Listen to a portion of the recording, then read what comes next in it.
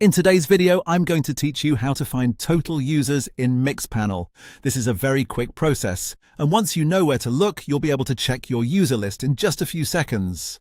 If you're trying to get a clearer picture of the people in your Mixpanel workspace, this is one of the simplest places to start. To begin, go to your Mixpanel account and make sure you're logged in.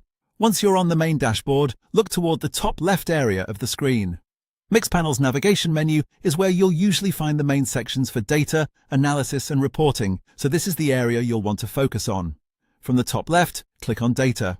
This section is where Mixpanel organizes the information coming into your project, and it gives you access to different views related to the users and events being tracked. If you're new to the platform, this tab is especially useful because it helps you understand how your data is structured. After you click Data, look for the Users option and select it. This will take you directly to the Users view where Mixpanel displays the users associated with your project. At this point, that's really all you need to do. Once the page loads, you'll see all users listed here. This is the area you can use to review your user records and get visibility into the users Mixpanel has captured. Depending on your account and the amount of data in your project, the page may show a large list, so give it a moment to fully load if needed.